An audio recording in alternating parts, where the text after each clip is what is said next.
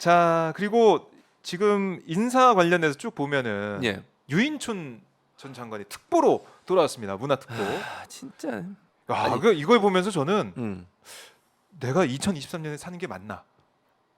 그러니까, 2010년대에 살고 있다. 다시 타임머신 타고 돌아온 것 같다. 이명박 시대로. 이런 느낌이 들어요. 아니, 그러니까 보세요. 네. 지금 보면 대통령실에도 검사 출신들 빼고는 거의 이명박 정부 때 일했던 사람들. 네, MB계. 네. 김태효 또 음. 누구지? 그 뭐, 김은혜, 예. 김은혜 김대기. 이런 분들, 김대기 그분도 그렇고. 네, 그러니까 비서실장. 거기에다가 지금 보세요. 이동관 지금 전 수석 임명하려고 하고 있죠. 네. 그리고 이재호 아, 그분도 이재호. 자리를 찾아가셨어요. 또. 네. 저기 절대 안 한다고 내 앞에서도 아, 몇 그랬어요? 번을 얘기해. 매불쇼 할 매부시 때마다 못 나오죠, 그러면. 못 나오죠. 그러니까 아이고. 최욱이 엄청 곤란해졌어요. 엄청 공격을 받고 있습니다. 그래, 왜냐면 왜? 최욱이 몇 번을 물어봤거든. 아, 공개적으로. 가냐? 응, 안 가실 거죠? 그러니까 네. 안 간다. 출마 안 하실 거죠? 네. 안 한다. 몇 번을 얘기했거든. 근데 야, 갔어. 민주화 운동 기념사업회 8대 이사장이 네, 이사님 했어요. 임기가 2026년 7월까지예요. 네, 네. 오, 한 3년 되네요. 그래서 이제 이렇게 전부 다 그리고 유인촌 지금 이분까지. 장관급의 특보로 갔습니다. 근데 저는 그래서 네. 이게 왜 그러냐면 윤석열 대통령이 네. 정치적 경험이 없잖아요 전혀. 검찰총장마다 들어왔어. 그러니까 정치 쪽에 문외한인 거예요 한마디로 얘기하면. 그러니까 본인이 경험이 없으니까 그건 뭐 네. 나쁘게 이해하지 마세요. 혹시나 또 뭐 대통령실에서 뭐 문외한이 맞잖아요 처음에. 근데 배워가는 거지. 그렇다고 뭐 제가 대통령이 뭐 능력이 없다 이런 의미는 아니에요. 네. 그렇게 오해하지 마시고 네. 문외한 무슨 말인지 아시죠? 문외한이라는 아니 그럼 걸. 정치 경험이 없으니까. 없으니까 경력이 예, 없으니까 그러니까. 참모들을 쓸 때 그렇죠. 그러면 이제 새로운 인물이라든지 다양한 네. 인물을 해야 되는데 MB계가 장악을 하고서 지금 사실은 장제원이나 권성동 의원도 MB계로 그렇네요. 분류된 분들이에요. 네, 네. 그러니까 그분들 도움을 받다 보니까 그분들한 추천을 또 받았겠지 모르겠어요. 네. 제 추측입니다만 그러면 MB계를 추천을 하지 않겠죠. 자기하고 가까운. 그러다 보니까 자연스럽게 MB계가 지금 장악을 하고 있는 거예요. 그래서 변희재 씨의 말에 그분 뭐라 그러냐면 하나요? 거의 그냥 MB계가 장악을 했다는 게 전체를 지금. 음. 그러니까 대통령은 사실은 이제 정치를 잘 모르니까 그분들이 주로 다 한다는 거지 모든 거를. 네. 그렇게 주장을 해요. 어. 그건 이제 변희재 주장이니까. 그래서 그게 점점 더 강화될 가능성이 있다. 그리고 나중에 가면 이제 그럼 검찰 출신과 MB계가 충돌할 가능성도 있어요. 저는 그렇게 보는데 내부적으로. 파워 게임이 있을 수도 있다. 그럴 수도 있다. 그래서 네. 지금처럼 이렇게 자꾸 윤석열 대통령이 이러다 보면 MB계한테 완전히 끌려다닐 가능성이 있다고 봐요. 그러니까 이재호 이분도 원래는 안 하겠다고 얘기했다가 나중에 이제 갑자기 들어간 거잖아요. 그래서 그렇죠. 아까 말씀드린 왜 것처럼 그러셨대요? 왜 가셨대요? 그냥 물어볼 기회가 없었어. 안 왜냐면 간다고 하다가. 안 간다고 그래서 물어봐야 되는데 네. 그다음 출연을 못해. 아예 안 해요. 최욱이 놀래가지고 그분 출연하는 순간 난리가 나요. 이제 그러면 약속을 몇 번을 했으니까 매부쇼에서 공개적으로 약속을 했었어요. 최욱 씨 사과하셨어요? 사과 안 한 것 같던데. 아. 근데 그것 때문에 유타를 맞은 분이 누군지 아세요? 누구예요? 박지원 전 원장. 둘이 둘이 맨날 세트로 짝꿍이 다녔잖아. 짝꿍이 없어요. 그러니까 안 불러 이제 방송국에서. 보통은 두 분이서 같이 이렇게 맞아요, 세트로 맞아요. 했어요. 형님 동생 해서. 네. 그러니까 그게 나이나 재밌었어요. 경륜이나 이런 게 딱 맞잖아. 네. 근데 이지호가 못 나오니까 박지원 원장도 원장도 못 못 나오시는 거야. 어. 매불쇼도 안 유탄 불러. 맞아. 그래서 이제 원래 두 분이 이렇게 불렀거든요. 네, 같이. 네. 저도 옆에 있고. 맞아요. 근데 딴 분을 불러 이제. 그것도 그렇게 좀 불꽃이 불똥이 튀었네요. 그렇지. 근데 아니 저는 그 누구야 유인촌 씨 네. 예전에 욕설한 거 있잖아요 기자들한테. 이게 2008년 10월 24일 국회 문화체육관광방송통신회 국정감사장에서 사진 기자들에게 삿대질하면서 네.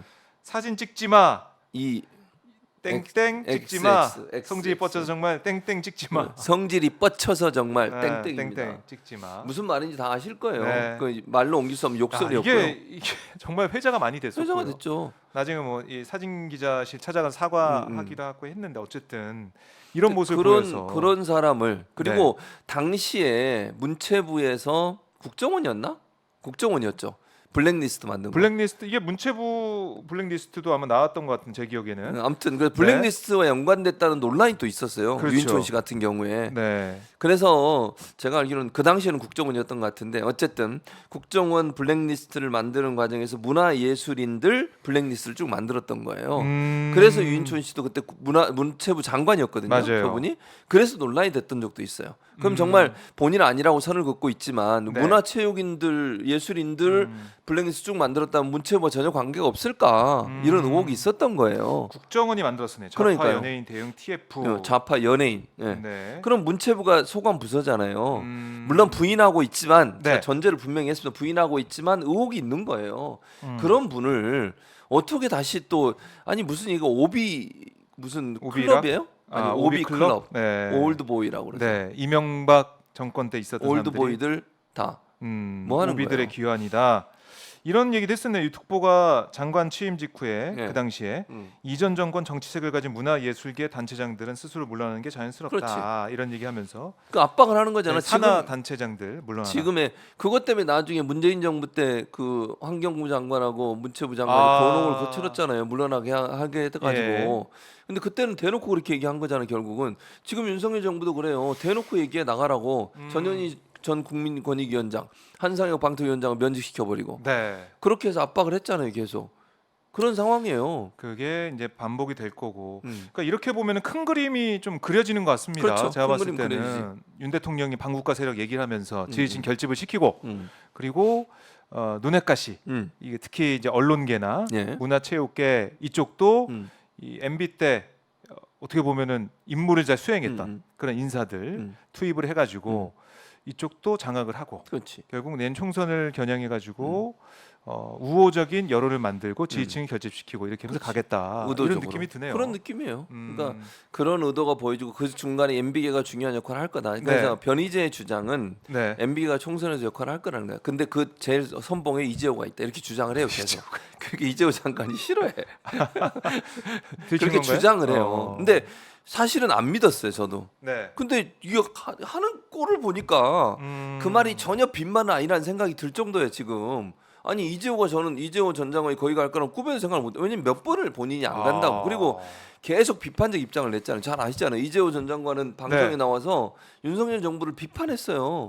맞아요. 세게 비판 많이 했죠. 근데도 데려가잖아. 아하. 이게 짜고 치는 고스톱이라는 거지. 그게 아. 변희재 씨의 주장이었어요. 근데 그게 어느 정도 맞아가는 게 아닌가 하는 생각이 들 정도예요. 예. 지금 보면. 자, 지금 윤석열 대통령 오늘 지지율 나왔죠. 그러니까 이번 주 지지율 흐름을 나왔죠. 좀 보면은 약간 반등하는 모습이 보이고 있어요. 2% 3%? 네, 그런 오차범위 내라고 얘기해 주세요. 오차범위 내기 때문에 사실은 의미가 분석할 없어요. 때는 의미는 없는 겁니다. 의미 횡보인데 그래도 숫자가 좀 높아지다 보니까 뭐 반등했다 이런 표현을 언론들이 많이 쓰고 있는데 결국 지지층 결집을 하겠다. 그러니까 지지층들 향한 이 강력한 메시지 이게 좀 소구력이 좀 발휘가 되는 것 같아요. 일단 지금은 예, 그렇죠. 예. 왜냐하면 이제 약간 국민의힘이나 윤석열 정부가 밀리는 듯한 태도로 보니까 보수층들이 불안한 거예요. 아, 그러니까 예전에는 그 보수층 중에도 정말 윤석열 대통령이 너무한다. 어떻게 저렇게 하나? 네. 정치를 왜 저렇게 못하나? 이런 것 때문에 실망감이 있었는데 그럼에도 불구하고 그렇다고 진보 정부한테 넘겨줄 수는 없지라고 하는 불안감들이 작동하게 되면 어떻게 결집을 하게 돼요. 네. 기본적으로 그런 결집의 효과인데 이번에 이제 그 양평 땅 때문에 다음 주에 엄청나게 떨어질 거예요. 저는 그렇게 그래요? 봐요. 이게 부동산 문제는 상당히 민감한 안 떨어지면 이슈잖아요. 어떻게 하실 거예요? 출연료 반납? 아니 그걸 못 하겠고요. 아니, 커피를 왜요? 아니 장관직도 거는데 내가 뭐 거셔야 난 출연료 장관이요. 거세요. 걸 게 없어요. 자 커피를 바닐라 라떼에서 그냥 라떼로 걸겠습니다. 500원 차이인데. 알겠습니다. 아유, 뭐또 안 거시네. 떨어진다고. 장관들은 다 장관직 걸리는데 박민식 장관. 장관 시켜줘봐 그럼 걸게. 알겠습니다. 시켜나 줘보세요. 어쨌든 떨어질 거다. 떨어져요. 아, 그리고 민심이 반응할 지난번 거다. 이 LH나 이런 예. 사태 때도 보세요. 그거는 어떻게 막을 수가 없어요 기본적으로. 근데 김건희 여사 건은 뭐 도이치모터스도 그렇고 여러 가지 의혹들은 많이 있었지만 네. 민감하게 사람들에게 정말 이슈가 돼가지고 자극을 할 수 있는 그런 어떤 트리거 같은 게 나온 건 없었거든요. 아. 근데 이 양평 땅 문제는 예. 이건 상당히 국민 감정을 땅 건드리는 문제니까 그렇죠. 더. 네, 부동산. 부동산. 그리고 또 여러 가지 얘기들이 앞에 나왔었잖아요. 뭐 예를 네. 들면 공지구 관련해서도 근데 막 검찰이 무혐의 내려버리고 이러니까 이걸 어떻게 더 이상 파헤칠 수가 없어서 의혹은 있지만 근데 이거는 명확하게 눈에 보이잖아요 지금 양평군 문제는. 그렇죠. 그리고 국토부가 이걸 전면 뭐 안 하기로 했다는 것도 네. 어느 정도 인정한 거라고 저는 봐요. 그렇지 않았으면 이걸 계속 밀어붙이겠지. 네. 그렇잖아요. 근데 이게 논란이 될 수 있다는 생각을 하기 때문에 그렇게 과격하게 안 하겠다고 얘기를 하는 거예요. 아, 그럼 국민들이 볼 때 아 이것도 문제가 있구나 이런 생각이 들 거고 후쿠시마 오염수 문제도 이제 본격적으로 방류가 시작될 거 아니에요. 네. IAEA 결과까지 나왔으니까 이런 것들이 악재로 작용하다 보면 지지율은 떨어질 수밖에 없다. 근데 오늘 갤럽 조사도 유심히 봐야 될 게 뭐냐면요. 네, 중간에 설명 중에 중도층에서는 부정적이 더 높아졌어요. 아 중도층에선 중도층에서는. 그러니까 이게 중요해. 진보 보수의 1%, 2%, 3% 오르는 건 별 의미가 없어요, 사실. 네 어디 그러니까 총선이든 대선이든 선거에서 관건은 중도층이에요. 중도층. 중도층이 어느 쪽으로 힘을 실어주냐에 따라서 완전히 바뀌어요. 그러니까 그거는 그래요. 보수 진보가 결집했다. 네. 이거는 크게 의미가 없다. 선거 때 가면 자연스럽게 이렇게 돼요. 선거 때가 가면 선거 때 가면은 이제 뭉치게 되죠. 다들. 뭉치게 돼요. 직결한. 그러면 그 스윙 네. 보터는 누구예요? 스윙 보터는 중도층이에요. 보터.